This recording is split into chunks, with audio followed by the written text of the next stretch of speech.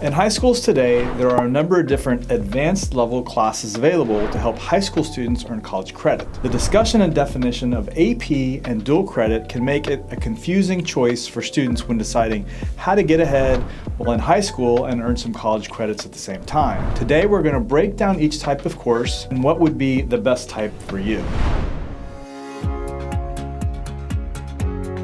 Before we jump into it, make sure to like, follow, and comment if you enjoyed. And make sure to check out our other TenneyTube video here, where we discuss tutoring and if it's worth it for the cost. To start things off, let's begin by defining what an AP class is.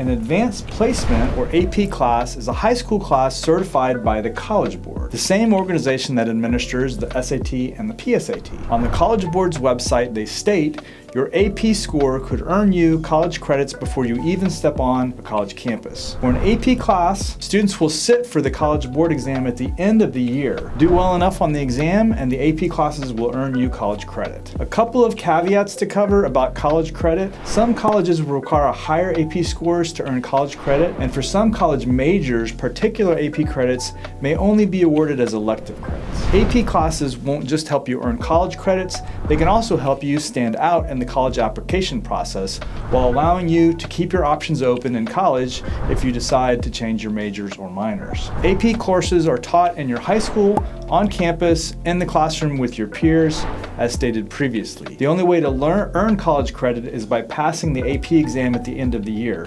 This exam is scored on a 1 to 5 scale, with 1 being lowest and 5 being the highest. Most colleges will only accept a score of 3 or above. Some of the more competitive colleges, you may have to score a 4 or even a 5. In general, AP classes are nationally recognized, so most colleges will accept AP credit.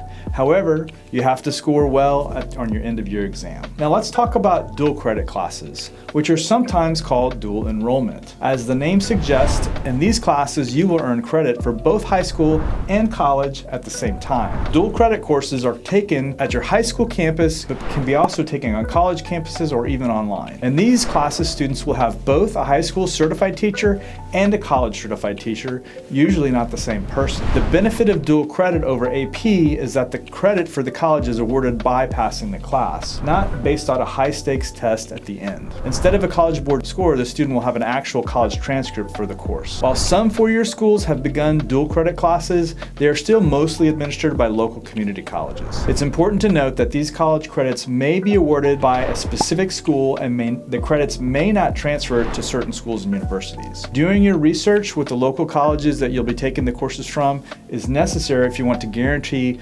transferable credits after high school and into university. An important difference to note between AP and dual credit classes is the AP courses are taught by specialized high school teachers, while the dual credit classes are taught by bona fide college instructors. When it comes to intensity of curriculum, AP tends to be more difficult, with a lot more pressure being placed on the student for the exam, versus a more traditional college level class and earning credit upon passing at the end of the year. To conclude, AP and dual credit courses do feature some defining aspects that work better for different types of students. In general, AP classes have been around longer and are more nationally recognized by colleges and universities, but they have the added pressure of the AP exam. Dual credit classes are taught by bona fide college teachers and are a good introduction for students into the way college courses are run and graded. If you have room in your schedule, it's a good idea to take some of each type of course. It also depends on your school and what they offer as well. Some schools may have very limited AP courses, while some may have very limited dual credit classes and vice versa. It's always a good idea to discuss with your college counselor